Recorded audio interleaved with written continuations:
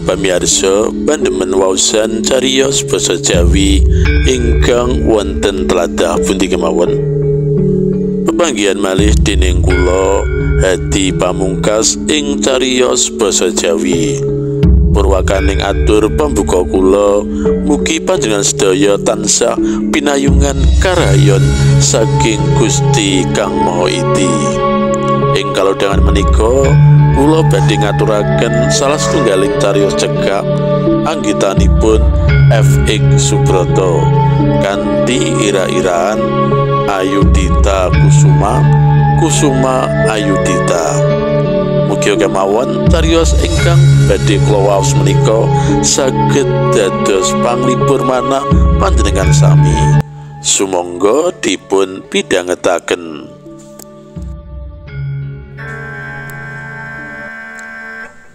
50 taun mono sawijining wektu kang ora sedelok, apa maneh yen nyebut setengah abad rinasa suwe banget. Mujudake hukum alam samubarang sing umure 50 taun mesti ngalami owah-owahan, embo iku menungso, embo iku barang. Wanita sing maune ayu kinyis-kinyis malih dadi simbah, ompong, pipine kempong.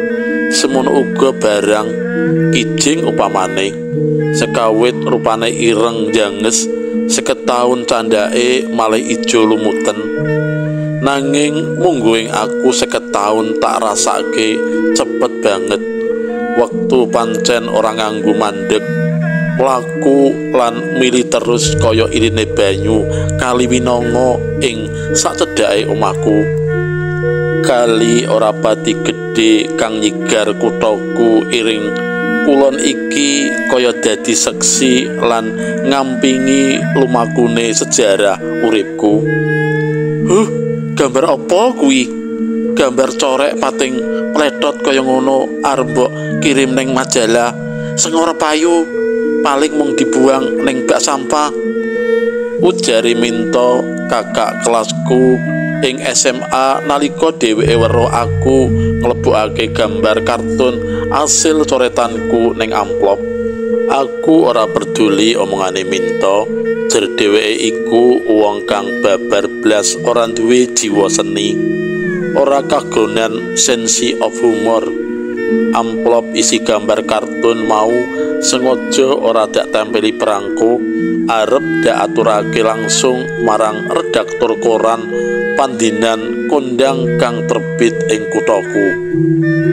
Sesuk mrene maneh Dik ya, yen pengen ngerti gambarmu iki bisa dipacak utawa ora, ujare sawijining redaktur sepuh kang ngadep mesin tik kuno. Rong dina candake aku teko mrono maneh. Nyoh, gawanan bali Dik, gambarmu ora ana sing lolos, ora bisa diemot, kurang lucu, coretane kaku, ujare redaktur sepuh sing wingi nampa gambar kartunku.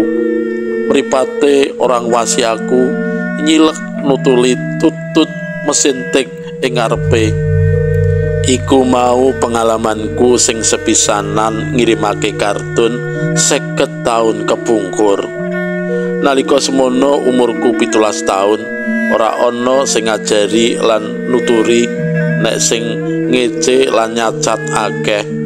Nanging kabeh mau ora ndadekake kendho semangatku, embuh keyakinanku kok kandel yen talenta sing siji iki mujudake talenta paringane Gusti Kang Maha Murah kang kudu tak kembangake. Sawijining talenta kang ora diparingake marang saben wong. 10 tahun aku berjuang lagi ana asile. Aku kasil ngerebut atine redaktur. Kartun asil karyaku bisa ngrenggani kaca opini saben setu. Dirasa akeh sing seneng, banjur ditingkatake seminggu kaping 4, Senin, Rebu, Setu lan Minggu. Aku ngrasakake owah-owahan sing signifikan. Biyen menawa aku teko munduk-munduk ning kantor redaksi mung padha disawang kanthi mripat sesisih. Redaktur katon aras-arasen nampa tekaku kang arep masrahake kartun karyaku. Saiki malih grimbyang, tekaku disubya-subya, diantu-antu. Yen katon ketibang-ketibangku padha nyalami nganti nggegem kenceng epek-epek tanganku. "Stok kartunmu mung kari 2 lho Mas, aja nganti telat ngirim. Tanpa kowe pembacaku gelo cuwo. Jare maca koran tanpa rinengga kartunmu iku sepo, kembo, pindha sayur kurang uyah Mas," ujare Marjuki, redaktur pelaksana koran kasebut kang uga pandemen berat kang klawor tokoh kartunku.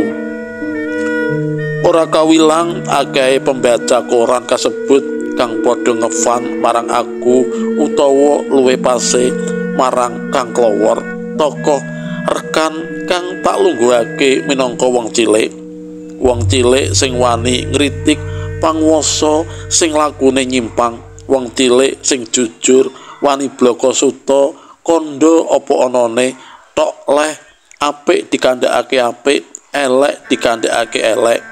Kang klawor pranyata bisa makili aspirasine kawula cilik. Saka saking pandemen berat mau ana siji fan istimewa sing kasil jiret atiku. Kenya Ayu, mahasiswi Fakultas Ekonomi semester akhir, jenenge Ayudhita Kusuma. Dheweke putrane salah sijining pejabat teras pamarentah daerah ing kuthaku. Sensi of humore dhuwur, seneng ngoleksi kartunku, banjur dikliping rapi nganti pirang-pirang buku. Aku njomblak kaget campur bombong nalika diwenehi kliping kasebut ngepasi dina ambal warsaku kang kaping 17. Iku dumadi 40 taun kepungkur. Sesambunganku karo Kenya Ayu, Ayudhita Kusuma sangsaya rumaket.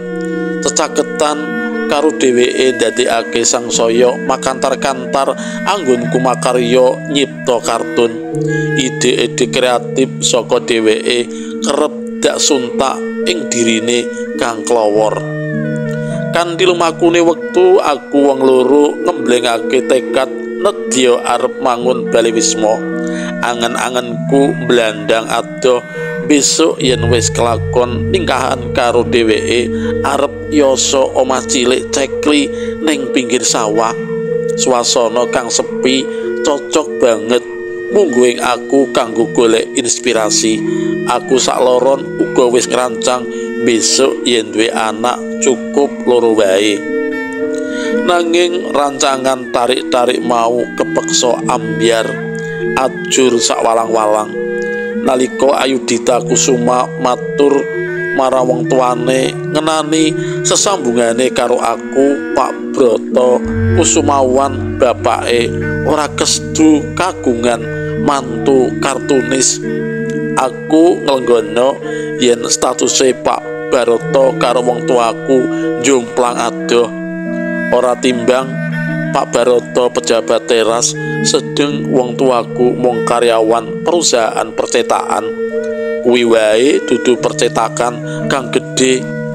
Lair, rejeki, jodoh, pati iku paringane Gusti, Dik. Menawa awake dhewe wurung ora sida urip bebrayan, mbok menawa wae aku pancen dudu jodohmu. Tak suwun kowe tatak ngadepi kanyataan iki. Becik kowe manut wae kersane wong tuamu. Ora ana sing bisa jamin yen tembene kowe mesti nemu bagya mulya urip sandingan karo aku. Ujarku akeh-akeh karo ngusap pipine Ayudhita kang teles merga eluh. Ing ngarepe dheweke aku ngatonake minangka wong lanang tatak ora gembeng, senajan sejatine atiku dhewe uga lagi ajur mumur.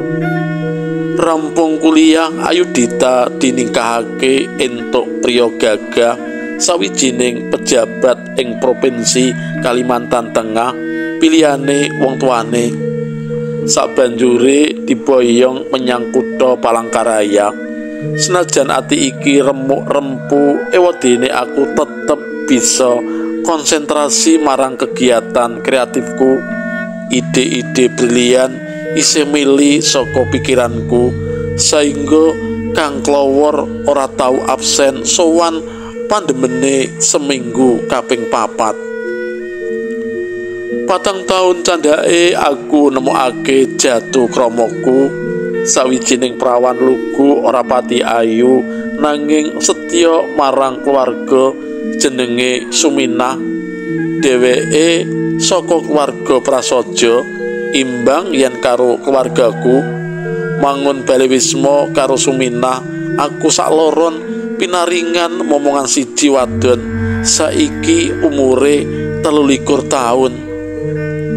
"Piye Mas, sida apa ora?" Sawijining wengi Suminah njejeri anggonku udhek gambar. "Abane sing sida?" "Rancanganmu gelar pameran kartun tunggal karo margia anggonmu 50 taun. Amjur geluti seni kartun iku lho." "Ya mesti sida to. Samu barang sing bisa dicicil wis dak cicil wiwit saiki, senajan kelakone isih setahun maneh. Apa maneh iki ra event kang istimewa banget kanggoku. Lah nek pameran bersama wae kerep," ujarku karo nyawang raine bojoku kang rada kepu-kepu merga nandang kelainan jantung. Dina sing tak tunggu-tunggu teka. Dina iku aku bakal nggelar pameran tunggal kartun karyaku.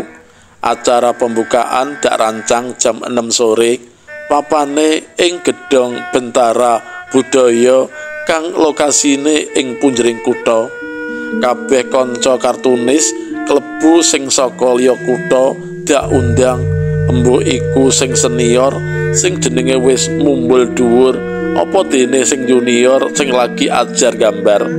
Bungahku tanpa wangenan sumurup kartunis senior kaya dene Mas GM, Mas Pram, Dihugo lan liyane padha merlokake rawuh.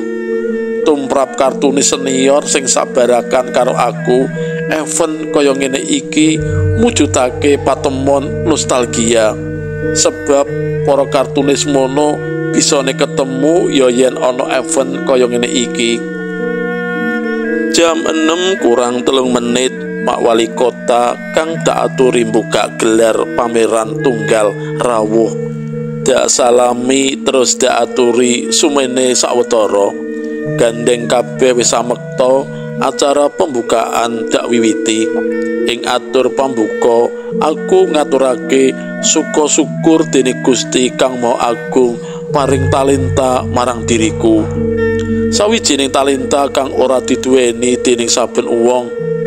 Ing kalodhangan mau, aku nyuwun donga lan panyengkuyung amprih aku tetep bisa aweh panglipur, aweh kritik marang sapa wae sing nalisir tumindak sarta bisa gegojekan lumantar Kang Klowor.